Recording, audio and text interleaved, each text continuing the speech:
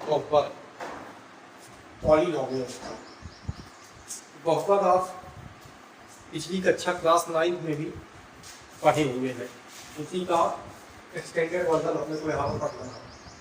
तो पहले तो थोड़ा बहुत जो पढ़ेंगे क्लास 9 को उसका रिवीजन करना पड़ेगा। तो बहुपद क्या है? What is polynomial? Variable x y z की घात हमेशा एक पूर्ण संख्या हो, है ना। एक्स वाई जेड की घात हमेशा एक पूर्ण संख्या हो, वही आपका बहुपद कहलाता है। एक्सप्रेशन यहाँ पर दिए हुए हैं, एक्स स्क्वायर माइनस 2, यहाँ पर घात क्या है बहुपद की? 2, ये पूर्ण संख्या है।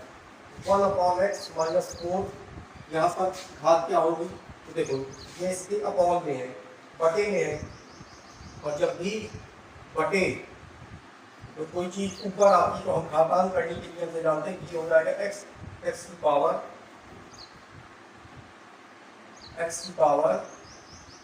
-1 और -2। ये इक्वेशन इस प्रकार कन्वर्ट होगी, और यहाँ पावर क्या है? -1 है, जो कि पूर्ण संख्या नहीं है, अतः ये बहुपद नहीं है। फिर यहाँ पे बात आती है तो एक्स अंडर रूट के रूप में है, और हमको पता है कि जब अंडर रूट होता है तो उसकी पावर 1/2 के रूप में आती है। तो यहाँ फिर से चर की घात पूर्ण संख्या नहीं है, भिन्न है, इसलिए यह बहुपद नहीं होगा, है ना। बहुपद का बेसिक कॉन्सेप्ट हमने क्या सीखा था, आपको याद है क्या? बहुपद का बेसिक कॉन्सेप्ट हमने सीखा था कि बहुपद को यदि परिभाषित करें, है ना, पॉलिनोमियल,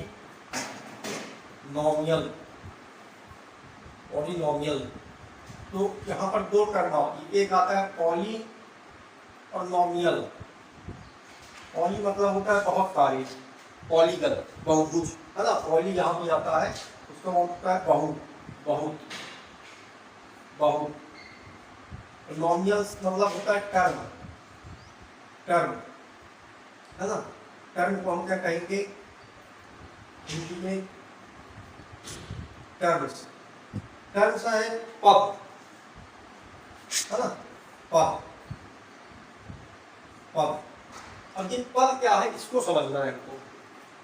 बहुत सारे पदों से मिलकर बहुपद बनेगा, तो बहुत सारे तो ठीक है, वो तो नंबर है, क्वांटिटी है, लेकिन जो मुख्य हमारा कॉन्सेप्ट है वो ये टर्म के ऊपर है। ये टर्म एक्चुअली में है क्या? ये टर्म कैसे बनते हैं? तो टर्म कैसे बनते हैं बेटा, उसको देखिए। टर्म ऐसे बनते हैं कि एक टर्म का अपना खुद का एक परिभाषा, वो परिभाषा क्या कहती है कि जब दो चीज, एक क्या कांस्टेंट और एक क्या वेरिएबल, और वेरिएबल की पावर क्या होनी चाहिए? Whole number. कांस्टेंट का मतलब अचर, वेरिएबल का मतलब चर, और होल नंबर आपको पता है पूर्ण संख्या है।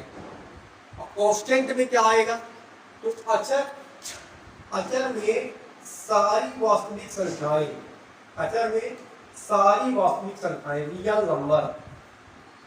रियल नंबर, कितने भी रियल नंबर है। तो रियल नंबर क्या है? The combination of rational and irrational number, परिमेय और अपरिमेय संख्याओं का संग्रह क्या कहलाता है? वास्तविक संख्याएं। इसमें परिमेय भी आएंगी या परिमेय भी आएंगी। परिमेय में मतलब पाई है, कोई रूट की वैल्यू है ना, ये सारी चीज आएंगी। और वास्तविक -1/2 ये भी आएगा, 3 भी आएगा, पूर्णांक मतलब इसमें ये सारी चीज आ सकती है। वेरिएबल का मतलब चर क्या होता है कि इंग्लिश अल्फाबेट जितने भी यूज करते हैं, है ना, ABC, XYZ, XYZ और ABC, जितने भी इंग्लिश के अल्फाबेट है 26 के 26, जब हम यूज करते हैं तो वो चर होता है। हम लोग जब बचपन में 6वीं 7वीं से स्टार्ट करते हैं, तो जब ये बहुपद या फिर अलजेब्रा बीजगणित आती है, वहाँ पर मैथ के साथ साथ इंग्लिश भी घुसने लगती है। 7x - 3 बराबर समथिंग, ऐसी इक्वेशन नहीं बनती, सिंपल इक्वेशन है। तो वहाँ पर ये बहुपद ही है, उसको अब हम बड़ी कक्षाओं में और डिराइव करके अच्छे से समझते हैं। और इसकी पावर हमेशा होल नंबर होनी चाहिए, हमेशा होल नंबर होनी चाहिए। पूर्ण संख्या, पूर्ण संख्या क्या होती है? 0, 1, 2, 3 और अनंत तक। अब देखिए इसमें एक एक चीज लेते जाओ, तो हम एक चीज लेंगे पहले किससे? पहले हम एक चीज लेंगे आपका कांस्टेंट से, तो कांस्टेंट से कुछ भी ले लो, जैसे मैंने ले लिया √3, ठीक है। फिर मल्टीप्लाई गुणा कोफिशिएंट कहलाता है, गुणे का चिन्ह आप दिखाओ या ना दिखाओ, डॉट प्रोडक्ट होता है ना, पॉइंट लगा रहता है मतलब गुणा है। वेरिएबल, वेरिएबल क्या है? कुछ भी इंग्लिश का अल्फाबेट, तो मैंने x ले लिया, और x की पावर हमेशा होल नंबर होनी चाहिए। क्या होनी चाहिए? Whole number. तो होल नंबर 0 भी हो सकता है, 1 भी हो सकता है, 2 भी हो सकता है, 3 भी हो सकता है, कुछ भी हम ले लेते हैं। तो मैंने यहाँ 2 ले लिया, तो ये एक जो ये बनकर निकला √3x², ये क्या है? टर्म है। ये क्या है? टर्म। ये है टर्म, पद। और इस तरह के बहुत सारे पद मिल जाएंगे। अब दूसरा पद बना लो, फिर से कोई भी एक रियल नंबर लो, तो इस बार मैंने -1/2 ले लिया, ठीक है। और यहाँ से कोई भी चर ले लो, तो चर इस बार मैंने y ले लिया, और इसकी पावर कुछ भी ले लो तो मैंने 3 ले लिया, एक टर्म ये बन गया। अब ये दोनों टर्म आपस में या तो प्लस से या तो माइनस से कनेक्ट रहेंगे, तो क्योंकि यहाँ पे ऑलरेडी माइनस है, तो ये माइनस यहाँ पर इसको कर देते हैं, है ना, इसी माइनस को इसको जगह पर एक्सटेंड कर देते हैं, ये माइनस यहाँ पे एक्सटेंड हो गया। तो ये जो पूरा निकल के आ रहा है आपका, ये वाला पूरा ये निकल के आया, इसको हम कहेंगे बहुपद। बहुपद क्या है? कॉम्बिनेशन है बहुत सारे पदों का, और वो पद अपने आप में क्या है?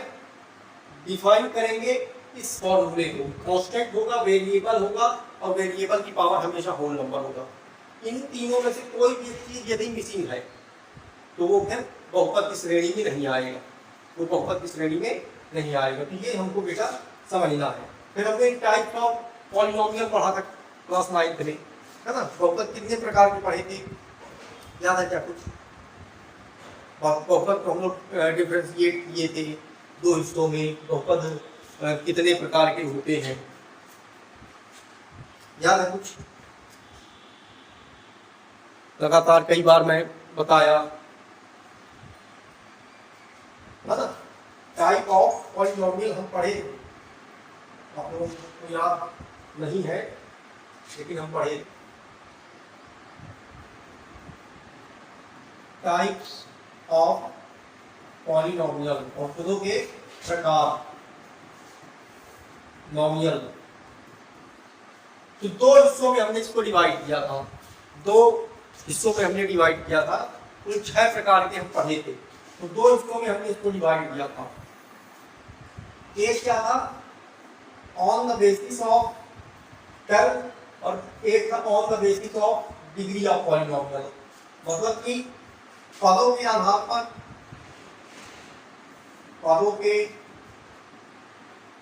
आधार में बांटा था, और एक बांटा था घात, है ना, बहुपद की घात के आधार पर, बहुपद की घात, घात के आधार पे 2 प्रकार से हमने इसको बांटा था। अब पदों के हिसाब से कैसे बांटा था? यदि एक पद होगा, जैसे बहुपद का एक पद है 3x², एक पद कहलाया, इसको हमने क्या कहा था? एक पदी, एक पदी। इंग्लिश में इसको कहते हैं मोनोमियल, मोनोमियल, ठीक। फिर यदि 2 पद आ जाए तो एक है 3x² प्लस या माइनस के साथ कुछ और जुड़ जाए, यहाँ पर एक पद ये है, एक पद ये है, आपस में करेक्ट किससे है? प्लस से या माइनस से, तो ये 2 पद कहलाएगा। तो इसको क्या कहते थे? द्विपदी। ये क्या कहलाएगा? द्विपदी, बाइनोमियल, बाइनोमियल। इसी प्रकार यदि 3 पद आ जाए तो 5x² minus 3y² plus 5z। तो यहाँ पर 1 2 3 पद है, ये क्या कहलाता है? त्रिपदी,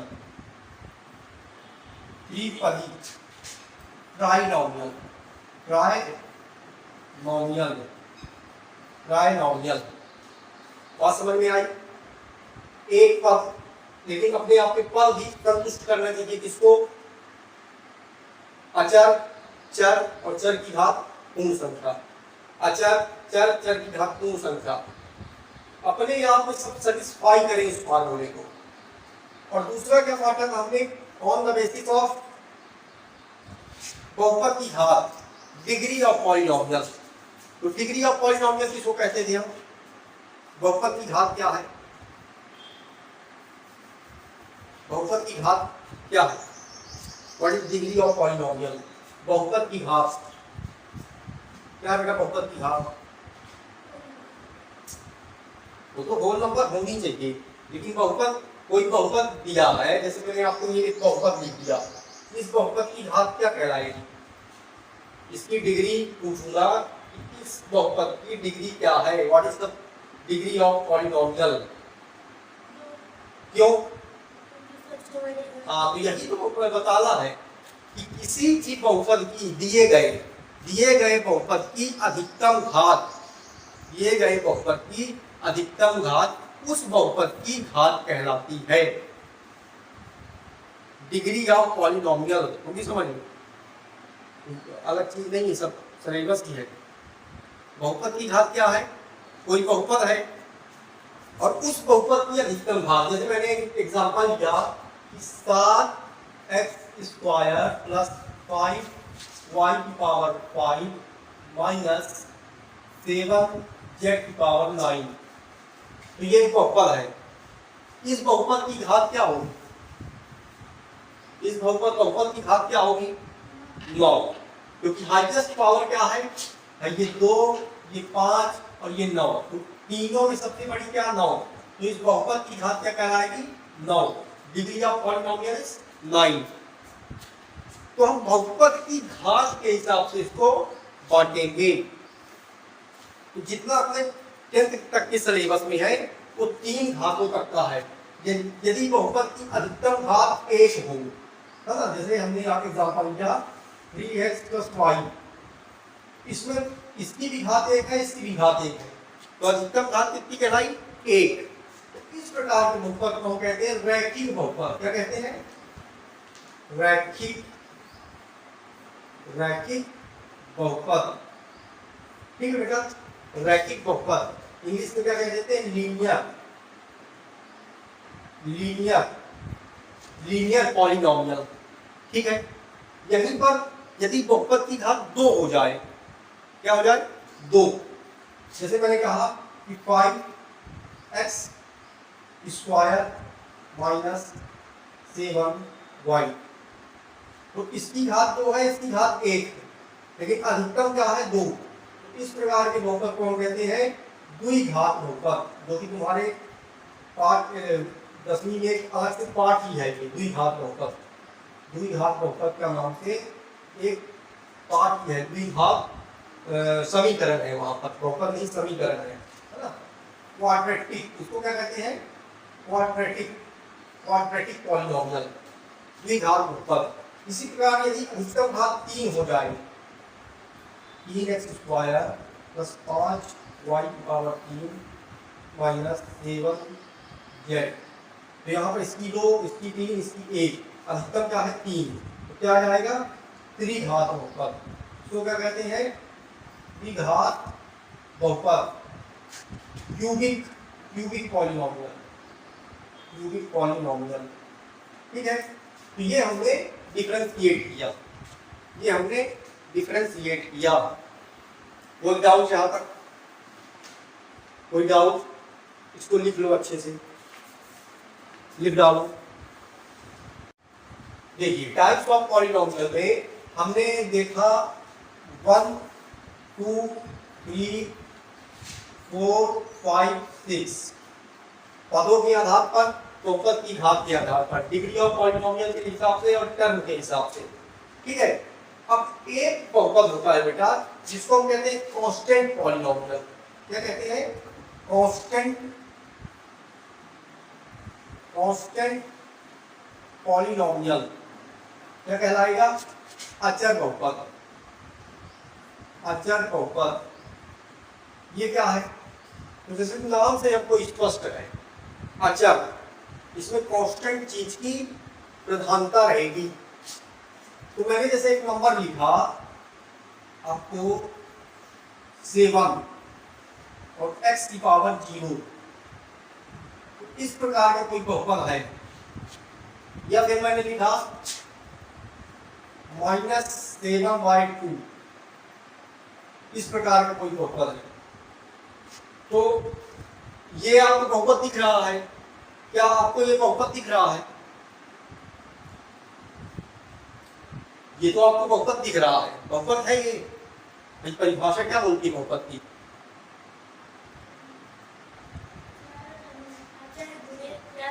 अचर गुणे चर और चर की घात पूर्ण संख्या। तो जीरो क्या है? पूर्ण संख्या। मतलब ये तीनों कंडीशन सेटिस्फाई कर रहा है, अतः ये बहुपद है। कैसा बहुपद है? एक पदी बहुपद है, एक पदी बहुपद है। और घात के हिसाब से क्या, कैसे बोलोगी? घात के हिसाब से क्या है ये? कहाँ से रैखिक है? x की पावर 0 है, 0 को 1 मान लोगी, कितना बड़ा ब्लंडर है ये। 0 को 1 कभी मान सकते हैं क्या? तो देखो ये है। अब इसके गुणे में यदि 1 लिख दूं तो कोई तकलीफ आपको? किसी भी संख्या का 1 से गुणा कराने पर वही प्राप्त होता है। तो यहाँ पर ये लिखने पर क्या कोई प्रॉब्लम है आपको? अब ये 7/2 है, लेकिन ये तो 1 लिखा था, इस 1 को मैंने x y z कुछ भी है, कोई भी एक चर लिया है और उस चर की घात 0 कर दिया। तो x की पावर 0 का मान क्या होता है? किसी भी संख्या की पावर का 0 का मान क्या होगा? 1। तो इसकी जगह मैंने ये लिख दिया। क्या कोई प्रॉब्लम है? अब बताओ, क्या ये बहुपद की परिभाषा को डिफाइन कर रहा है? भाई पहला वाला क्वांटिटी अचर है। अचर में क्या आएगा? सारी वास्तविक संख्याएं, कुछ भी तो आ रहा है। फिर चर x और x की घात होल नंबर है। तो अतः यह एक बहुपद है, यह एक बहुपद है। अब क्योंकि घात के हिसाब से हम इसको कहीं डिफरेंशिएट कर नहीं पा रहे हैं, है ना? पदों के आधार पर भी व्यवस्थित रूप से यदि कोई पद काउंट हम नहीं करेंगे एग्जैक्ट, क्योंकि अपने आप में अगर इसको नंबर के रूप में लिए, जैसे केवल मान लीजिए 5 आ गया, तो अब इसको क्या बोलोगे तुम? ये तो तुमको बहुपद दिख ही नहीं रहा, ये तो पूर्णांक है, इंटीजर है। लेकिन जब हम बहुपद पढ़ेंगे तो इसको बहुपद पढ़ेंगे, और इस प्रकार के स्पेशल बहुपद भी आपके क्या कहलाते हैं? इस प्रकार के स्पेशल बहुपद ही आपके कहलाते हैं कांस्टेंट पॉलिनोमियल, अचर बहुपद।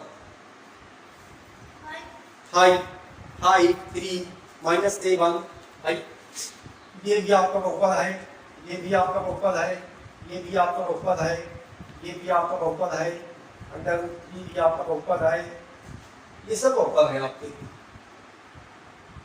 क्यों है ये बहुपद? क्या प्रॉब्लम है?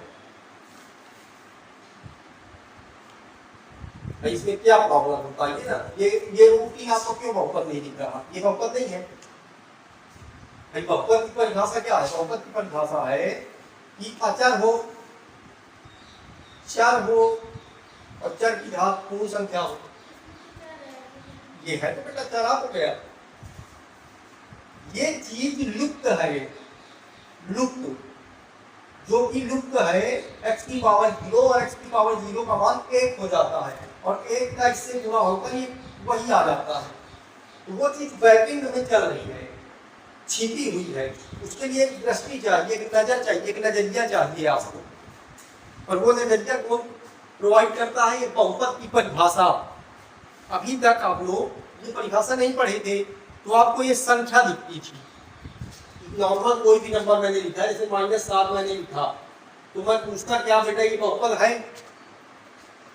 तो तुम कहते हैं बहुपद कहाँ है सर, ये तो पूर्णांक है, ऋणात्मक पूर्णांक है। लेकिन अब तुमने परिभाषा पढ़ी बहुपद की, बहुपद की परिभाषा क्या कहती है, अचर गुणे चर और चर की घात होल नंबर। तो यहाँ पर यदि हम ऐसा करें कि -7 गुणे 1 करें तो कोई अंतर होगा क्या, कोई परिवर्तन नहीं होगा, एक का गुणा आप कहीं भी करते रहो। और इस एक की जगह हम x की घात 0 लिख सकते हैं, x की घात 0, y की घात 0, z की घात 0, कुछ भी किसी भी चर की घात 0 लिख सकते हैं। और जब लिख देंगे तो आप परिभाषा सेटिस्फाई कर रही है। तो ऐसा तो हर केस में कर सकते हैं ना, सारे पूर्णांकों या फिर ऐसा कहा जाए कि सारे वास्तविक संख्याओं, सारी वास्तविक संख्याओं अचर बहुपद क्या है, तो सारी वास्तविक संख्याएं अचर बहुपद है। आप ऐसे सीधे कह दो अचर बहुपद क्या है, सारी वास्तविक संख्याएं अचर बहुपद है, चाहे वो रेशनल हो चाहे इरेशनल हो। भाई पाई है तो पाई के साथ भी यही केस होगा। अब ये पाई बहुपद नहीं है, लेकिन पाई का गुणा 1 से करें तो फिर वही, पाई का गुणा 1 से करें फिर वही, फिर 1 की जगह हम फिर लिख दें y की पावर 0, लो फिर से बहुपद हो गया। भाई अचर वास्तविक संख्याएं, चर और चर की घात 0, इसलिए अचर बहुपद क्या है, सारी वास्तविक संख्याएं 0 को छोड़कर, शून्य को छोड़कर, क्यों, क्योंकि शून्य के लिए अलग से शून्य बहुपद है, शून्य को छोड़कर। तो क्या लिखोगे यहाँ पर, सारी वास्तविक संख्याएं, सारी वास्तविक संख्याएं, उसमें क्या नहीं आएगा, शून्य, शून्य को छोड़कर, शून्य को छोड़कर क्या है, अचर बहुपद है। और ये भी पूछा जाएगा कि अचर बहुपद की घात क्या होती है ना, what is the degree of polynomial of constant polynomial, constant polynomial की डिग्री क्या है, तो क्या है डिग्री, फिर वही एक कैसे हो जाएगी, एक होता तो हम इसी में डिफाइन कर देते, इसलिए अलग से इसका नाम तो देते। हमेशा याद रखना है कि अचर बहुपद की घात 0 होती है, तब तो वो अलग से आया ना। तो अचर बहुपद क्या है, सारी वास्तविक संख्याएं आपकी अचर बहुपद है 0 को छोड़कर। क्यों सर 0 को छोड़कर, क्योंकि 0 के लिए अलग से ही बना है, उसको कहते हैं शून्य बहुपद, शून्य बहुपद। क्योंकि यदि देखो यहाँ पर 0 ले लेते तो 0 आ जाता, अब 0 के बगल में हम गुणा 1 से करेंगे, तो 0 को गुणा 1 करेंगे तो ये 0 बना देगा फिर से, इसका गुणा 7 में तुम x की पावर 0 से करोगे तो फिर 0 बना देते, तो 0 नहीं आ रहा, 0 इस केस में नहीं आ पा रहा, समझ रहे हो, 0 इस केस में नहीं आएगा क्योंकि x की पावर 0, फिर यहाँ पर 0, x की पावर 0 1 और फिर 0 एकदम 0, तो वो बहुपद के केस में नहीं आ रहा। लेकिन उसके लिए स्पेशल शून्य बहुपद नाम से अपन पढ़ते हैं कॉन्सेप्ट, तो इसको पहले समझ के इसको लिख लो, अच्छे से व्यवस्थित लिखो। देखिए हमने जो डिस्कस किया वो यहाँ पर एक बार फिर से रिवीजन कर देंगे, बहुपद की संरचना, एनाटॉमी ऑफ पॉलिनोमियल। तो गुणांक क्या होता है, कोफिशिएंट, मतलब जो चर के साथ गुणे में वो गुणांक कहलाता है ना, कोफिशिएंट ऑफ पॉलिनोमियल, जब coefficient of particular x Q का कोफिशिएंट क्या है, ये इसका गुणांक है, इसका गुणांक ये है, ठीक है।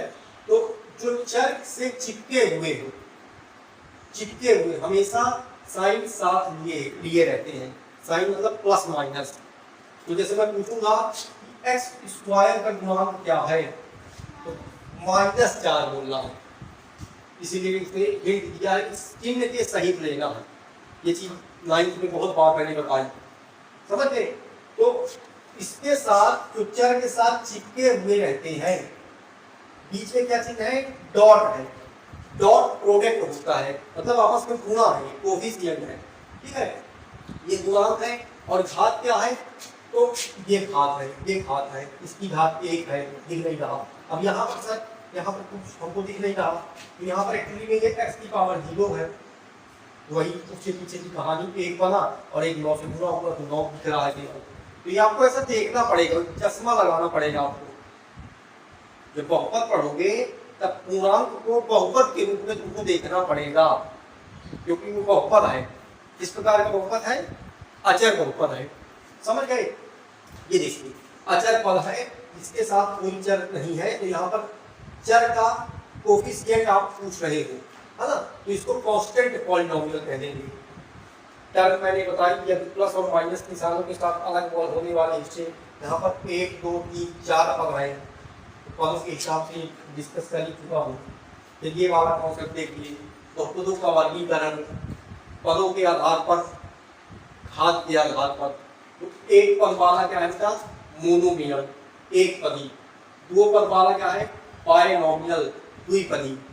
फिर 3 पद वाला क्या है, ट्राइनोमियल, त्रिपदी। फिर इसी प्रकार घात के आधार पर एक घात वाला लीनियर, रैखिक, क्वाड्रेटिक, क्यूबिक। समझ गए।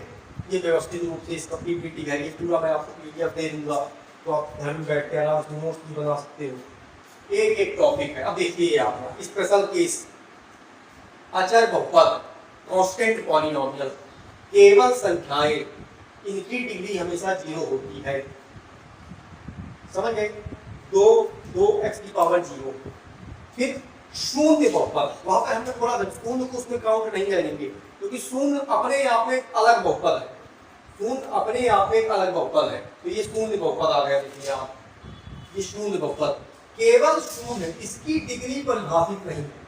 अब देखिए यहाँ पर समझने वाली बात ये है बेटा, कि जैसे मैंने शून्य लिया, वहां पर क्यों नहीं काउंट किया, तो मैं वहां पर आपको डिटेल समझाई दिया कि वहां पर ऐसा होता है कि अचर है कोई, जैसे शून्य है, शून्य के बगल में मैंने 1 रख दिया और इस 1 को मैंने कन्वर्ट किया x की पावर 0 में। लेकिन यहाँ पर गड़बड़ ये हो रही थी कि शून्य का गुणा 1 में करने पर शून्य बना लेता था, बाकी नंबरों के साथ ऐसा है कि 2 का गुणा 1 में करने पर 2 बनाएगा। लेकिन ये शून्य खुद इसको शून्य कर देगा, इसको भी शून्य कर देगा, दोस्तों में। इसलिए इसके लिए अलग से हमने बहुपद लेके आया 0 पॉलिनोमियल। वहां पर हम क्या किए, इसकी डिग्री परिभाषित नहीं थी, इसकी डिग्री परिभाषित नहीं, शून्य खुद अपने आप में पॉलिनोमियल है, इसकी डिग्री कुछ भी हो सकती है, क्योंकि इसकी डिग्री क्या है, 1 करोगे तो भी वो शून्य बनाएगा, 2 करोगे तो भी शून्य बनाएगा, x की पावर 1000 करोगे तो भी शून्य बनाएगा। यहाँ पर हमको 1 तो लाना ही नहीं है, यहाँ पर x की पावर 0 इसलिए ला रहे थे, उसको 1 बनाना था और 1 से गुणा कराना था। यहाँ पर तो कुछ भी ले आ लो तो 0 ही बना देगा। तो 0 खुद अपने आप में 0 है, और उसको हम बहुपद में जब पढ़ेंगे तो शून्य बहुपद के रूप में पढ़ेंगे, केवल 0, इसकी डिग्री परिभाषित नहीं है। तो जैसे मैंने कहा कि बेटा डिग्री ऑफ कांस्टेंट पॉलिनोमियल, अचर बहुपद की डिग्री क्या होगी, तो आप बोलोगे सर शून्य होगी, अचर बहुपद की डिग्री शून्य होगी। लेकिन मैं जब कहूंगा कि शून्य बहुपद की डिग्री बताइए, तो बोलेंगे शून्य बहुपद की डिग्री अपरिभाषित है, क्योंकि कुछ है भाई, 1 लोगे तो भी 0, 100 लोगे तो भी 0, 1000 लोगे तो भी 0। तो शून्य बहुपद की डिग्री परिभाषित नहीं है, नॉट डिफाइंड, नॉट डिफाइंड। अब देखिए सीबीएसई 2024 में क्वेश्चन यहाँ से बना था, शून्य बहुपद की घात परिभाषित नहीं होती है, ये आपका असर्शन था। और रीजन क्या दिया, एक शून्येतर अचर बहुपद की घात 0 होती है। पहला क्या है, शून्य बहुपद की घात परिभाषित नहीं होती, ये कथन भी सत्य है। दूसरा इसका रीजन क्या बोल रहा है कि एक शून्येतर अचर बहुपद की घात 0 होती है। अब ए और आर दोनों सत्य हैं, लेकिन आर ए की सही व्याख्या नहीं कर रहा, अपने आप में दोनों स्टेटमेंट सही है।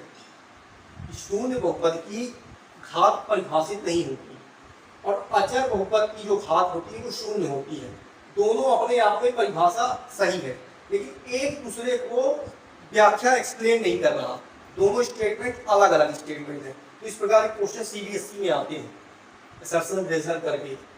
ठीक है, ऑप्शन रहता है कि ए या बी दोनों सही है, केवल बी सही है, ए और बी दोनों सही है, बी एक की व्याख्या करता है, ए बी सही है लेकिन बी एक की व्याख्या नहीं करता, तो उसमें ऑप्शन बी रहा होगा कि व्याख्या नहीं करता। तो इस प्रकार की स्टैंडर्ड बढ़ता है और ये स्टैंडर्ड अब आपके एमपी बोर्ड में भी बढ़ेगा, इसलिए मैं इतना नीचे डीप लेके जा रहा हूँ। हर लेवल की तैयारी अपनी रहनी चाहिए, ऊपर ऊपर वाला काम खत्म बट तक होते जा रहे हैं। अब देखिए नया कॉन्सेप्ट, नया कॉन्सेप्ट क्या कह रहा है, बहुपद के शून्य, जीरोस ऑफ पॉलिनोमियल, ये भी क्लास 9 में आप पढ़ चुके हो कि बहुपद के शून्य क्या है, what is zeros of polynomial. शून्य क्या है, जब x की वह जादुई वैल्यू जिसे बहुपद में रखने पर पूरा बहुपद शून्य बन जाए, तो value of variable at which whole polynomial become zero. मैंने कोई एक बहुपद लिया, आपका px, बहुपद हमेशा px के रूप में लेंगे, है ना, ये पॉलिनोमियल है और x वेरिएबल है, तो वेरिएबल अंदर भी वही रहेगा 3x - 7, ये एक बहुपद है, ये बहुपद है। कैसा बहुपद है, कैसा बहुपद है ये है? ये शून्य कहाँ है बेटा, रैखिक बहुपद है, तो बहुपद की घात के हिसाब से रैखिक है और पदों के हिसाब से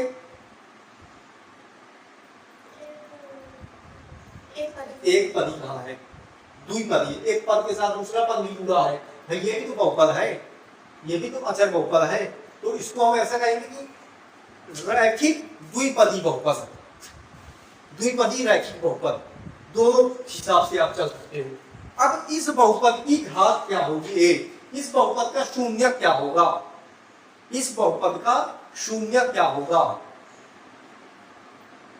तो शून्य वो होता है कि जो चर है, जो वेरिएबल है, इसकी जगह पे ऐसी क्या वैल्यू पुट कर दूं, रख दूं, ये पूरा बहुपद शून्य हो जाए। तो यहाँ पे या तो तुक्का मारूंगा, एक बार एक रखूंगा तो नहीं आ रहा, तो 3 में 7 गए तो -4 आया, एक बार 2 रखूंगा तो 3 दूनी 6, 6 में 7 गए -1 आया, एक बार 3 रखूंगा 3 9, 9 में 7 गए 2 आया, नहीं आ रहा। या तो आप हिट एंड ट्राई करो, तुक्का मारो, या फिर क्या करो, इस पूरे बहुपद को ही शून्य के बराबर रख दो, इस पूरे बहुपद को ही शून्य के बराबर रख दो। इस पूरे बहुपद को जब मैं शून्य के बराबर रखा तो ये 7 उधर गया, ये 7 उधर गया और x गुणांक में है तो उधर जाके भाग में होगा, तो x क्या हो गया 7/3, x का यह मान आ गया जिस पर ये बहुपद शून्य होगा। रख के देखो x की जगह तो 3, x की जगह क्या रखना है 7/3 -7, 3 से 3 कट गया बचा 7, 7 - 7 0। बात समझ में आई, चर का वह मान जिसमें पूरा बहुपद शून्य हो जाए, तो इस ये चर का मान क्या आ गया 7/3, मतलब ये वैल्यू इस बहुपद के लिए, हर बहुपद के लिए नहीं, ये वैल्यू इस बहुपद के लिए शून्य है, तो हम इस बहुपद का शून्य किसको मानेंगे 7/3 को। अब यहां पर केवल क्या एक ही वैल्यू होगी, हाँ, अब इसके अलावा तुम और कोई वैल्यू नहीं ढूंढ सकते, इतने सारे नंबर हैं बहुत, और कोई ऐसी वैल्यू ढूंढ सकते हो क्या जिसको ये बहुपद शून्य हो जाए, तो नहीं ढूंढ सकते। ये एक अद्वितीय मान है, एक अद्वितीय मान है, क्योंकि बहुपद की अधिकतम घात जितनी होती है उसके शून्यक भी उतने ही होते हैं। अधिकतम घात कितनी है 1, तो शून्यक भी 1 होगा। इसी प्रकार द्विघात बहुपद में चलेंगे तो 2 शून्यक, क्योंकि घात 2 है, तो अधिकतम कम हो सकते हैं लेकिन ज्यादा उससे नहीं हो सकते, वो कॉन्सेप्ट अपन आगे देखेंगे। तो ये बात समझ में आ गई आपकी, बहुपद का शून्य क्या है, px x - तो यहाँ पर शून्य निकालने के लिए px को 0 के बराबर रख देते हैं, या फिर आप यहाँ पे हिट एंड ट्राई कर सकते थे, 1 रखते तो -3 आता, 2 रखते तो -2, 3 रखते तो -1, 4 रखने पर तुरंत 0 हो रहा है, तो यहाँ पर तो आप तुक्का लगा सकते थे, लेकिन यहाँ पर परेशान हो जाते, तो जब तुक्का लगाने का काम ही नहीं है, सीधे इसी को अपन 0 के बराबर रख देते हैं, तो जोड़ते जोड़ते ऑटोमेटिक ये वैल्यू आपकी x की पावर 4 दे दिया, ये x की पावर 4 इस बहुपद के लिए शून्यक है। ये नहीं जब ये इसके लिए हो जाएगा, हर बहुपद का शून्यक अलग निकलेगा, ठीक है। 4 इस बहुपद का शून्यक है। तो आप हमेशा क्या करोगे, दिए गए बहुपद को शून्य के बराबर रखोगे। तराजू में दिखा रहा हूं, ये दोनों इक्वल होंगे। जब ये दोनों इक्वल होंगे तो ऑटोमेटिक वैल्यू आएगी। अब ये नया कॉन्सेप्ट है 10वीं का, है ना। अभी तक जो चीजें हम डिस्कस कर रहे थे वो सारी 9वीं थी।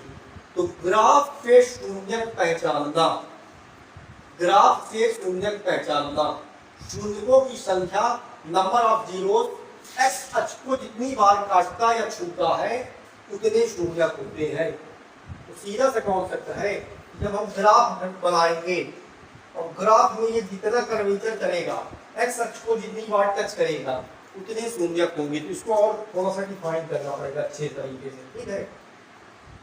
तो करने की कोशिश करते हैं। y equal to 2x plus 3, ये क्या है, बहुपद है ना। हम बहुपद को y बराबर 2x प्लस 3, बहुपद को एक्चुअली लिखते कहते थे px बराबर 2x प्लस 3, लेकिन यहाँ पर तो ये px नहीं y हो गया, क्योंकि ये निर्देशांक ज्यामिति में 2 अक्ष होते हैं, एक x अक्ष और एक y अक्ष।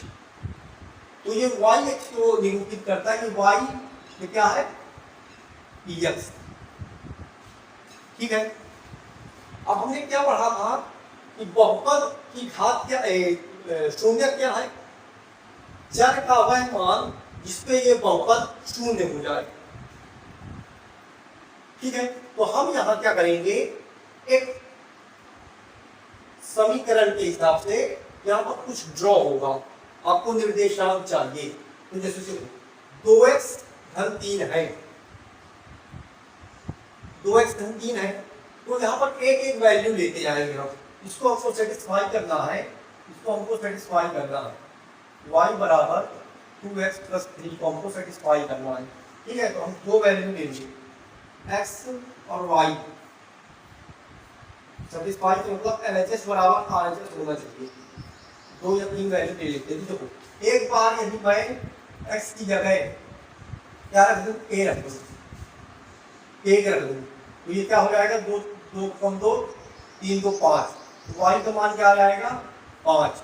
तो यहाँ पर क्या होगा, x का मान 1 रखने पर y का मान क्या होगा बेटा 5। बात समझ में आ गई।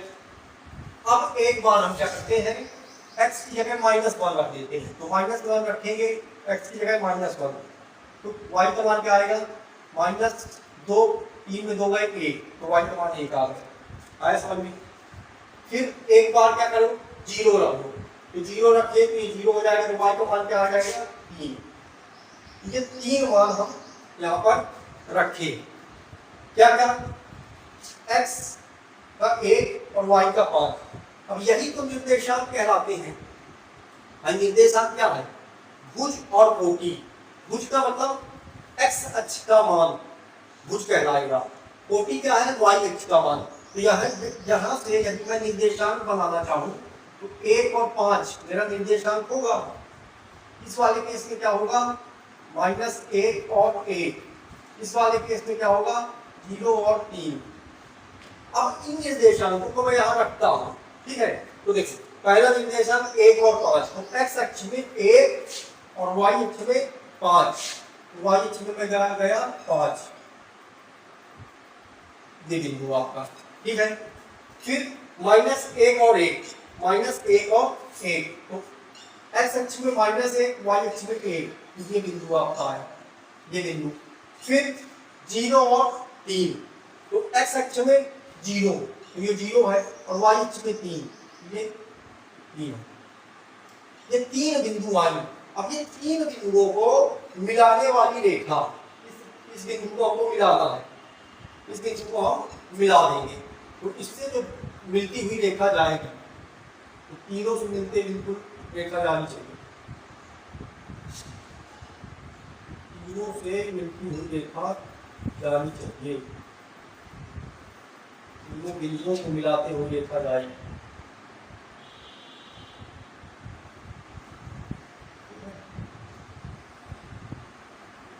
ये आपकी ये रेखा चली गई। तो ये रेखा जो चली गई, यही रेखा आपकी इस इक्वेशन की रेखा कहलाएगी। ये किसकी रेखा कहलाएगी? इस इक्वेशन की, इस बहुपद की। इसीलिए हम इसको रैखिक बहुपद कहते हैं। अब समझ में आया इसका नाम रैखिक बहुपद क्यों भाई? क्योंकि यह हमको यदि ग्राफ में हम इसको ड्रॉ करेंगे तो हमको एक सरल रेखा देता है, हमको एक सरल रेखा देता है, इसलिए हम इसको क्या कहेंगे? रैखिक बहुपद।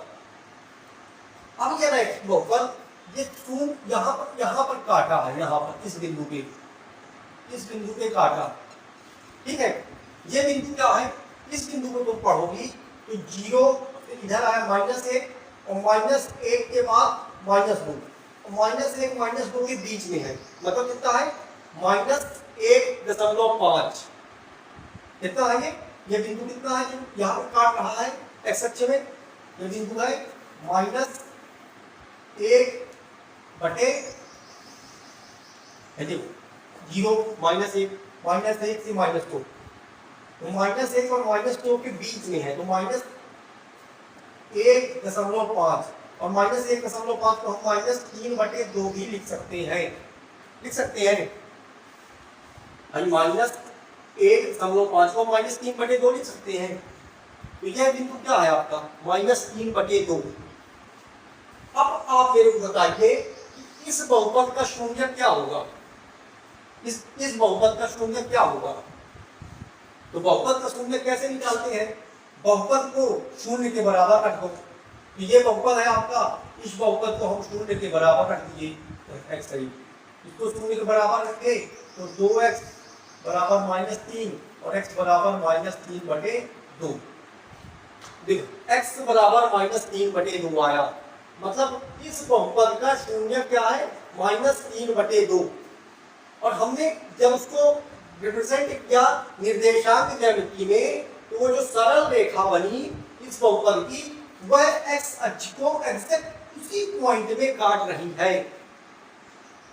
तो एक्स अक्ष को जिस बिंदु पे काटती है, एक्स अक्ष को जिस बिंदु में काटती है, वो उसका शून्य कहलाता है। यहां से हम क्या समझे? वही बहुपद तो जो जब हम एक ग्राफ में रिप्रेजेंट करते हैं, तो उसकी जो रेखा बनती है या जब जो भी चित्र बनता है, वो एक्स अक्ष को जिस बिंदु पर काटेगा वो उसका शून्य होगा। हमने इसको रिप्रेजेंट करके तुमको दिखा भी दिया। मैं केवल इतना भी बता के आगे बढ़ सकता था कि एक्स अक्ष को जितनी बार काटेगा शून्य है, लेकिन मैंने इस बार तुमको दिखाया है कि शून्य का मतलब क्या है। ये एक्स अक्ष को यहाँ पर काटा और यहाँ पर शून्य क्या निकल के आ रहा है? -3/2, और वहां भी शून्य निकल के आ रहा है -3/2। मतलब ये रेखा एक्स अक्ष को जिस बिंदु पर काट रही है वो उसका शून्यक है। तो हम यहाँ से क्या निकालेंगे निष्कर्ष? यहाँ से क्या निष्कर्ष निकाले? ये निष्कर्ष निकाले कि ग्राफ एक्स अक्ष को जितनी बार काटता या छूता है, वहां पर कितनी बार काटा? एक ही बार काटा। क्यों? क्योंकि ये रैखिक बहुपद है। रैखिक बहुपद में अधिकतम घात कितनी? 1, तो एक ही शून्यक होगा, इसलिए एक बार काटा, इसका एक शून्यक होगा। इसी तरह द्विघात बहुपद में अधिकतम घात 2, शून्यक 2, 2 बार काटेगा, वहां पे परवलय बनता है। समझ गए? तो सीधा सा तुम सिद्धांत लिख लो। क्या सिद्धांत है? सीधा सा सिद्धांत क्या है? एक्स अक्ष को जितनी बार काटता या छूता है, छूना भी टच भी करके चला जाएगा तो भी शून्यक होगा। तो देखो ये p/q आए, इस ग्राफ में कितने शून्यक है और वो क्या है? तो सीधे से बताओ कितनी बार छू रहा है या काट रहा है। तो एक बिंदु यहाँ, एक बिंदु यहाँ, एक बिंदु यहाँ, तो 3 शून्यक होंगे। कितने शून्यक होंगे? 3 शून्यक होंगे। -6, 4 और 6, 3 शून्यक होंगे। -6, 4 और 6। तो ये बात समझ में आ गया? इतनी सी बात है। उसी बेसिस पे जो कॉन्सेप्ट हमने सिखाया, हमने कॉन्सेप्ट आपको एक लाइन में स्टेटमेंट न देते हुए उसको ग्राफ में दिखाया और बताया एक्चुअल में कि शून्य का ग्राफी अर्थ है क्या। एक लाइन में क्या स्टेटमेंट हमको समझ में आया कि कोई भी ग्राफ एक्स अक्ष को जितनी बार टच करेगा या प्रतिच्छेद करेगा, छूएगा या काटेगा, उतने शून्यक होंगे। तो यहां से आपको बताना है नीचे दी गई आकृति, ये आकृतियां है, प्रत्येक आकृति y बराबर px, वही ये y क्या है, px एक बहुपद है, यहाँ px एक बहुपद है का ग्राफ है, px के शून्यकों की संख्या। तो पहले वाले फिगर में बताइए बेटा कितने शून्यक होंगे, पहले फिगर में कितने शून्यक होंगे, कितनी बार काट रहा है, एक बार, तो कितना शून्यक, एक। इसमें दो बार एक्स को दो बार, कितने शून्यक, दो। इसमें एक, दो, तीन, तीन। इसमें एक, इसमें एक। अब देखो दोनों अब उसने बोला था प्रतिच्छेद करे या छुए, इस बार इसने टच करके चला गया, इस पॉइंट पे टच किया, तो इसको भी हम काउंट करेंगे एक। यहाँ पर एक, दो, तीन, चार। तो इस प्रकार के आपके क्वेश्चन बनेंगे, इस प्रकार के आपके क्वेश्चन बनेंगे, समझ गए। अब आपके एक्सरसाइज के क्वेश्चन है वो आप लोग घर से करके आएंगे, है ना। आप लोगों के एक्सरसाइज के जो क्वेश्चन है प्रश्नावली, उसके मैंने बता दिया प्रश्नावली के जो क्वेश्चन, एक एक्सरसाइज खत्म हो गई, एक एक्सरसाइज को बेसिक पढ़ा के बहुत जल्दी सिलेबस खत्म हो जाएगा, परेशान हो।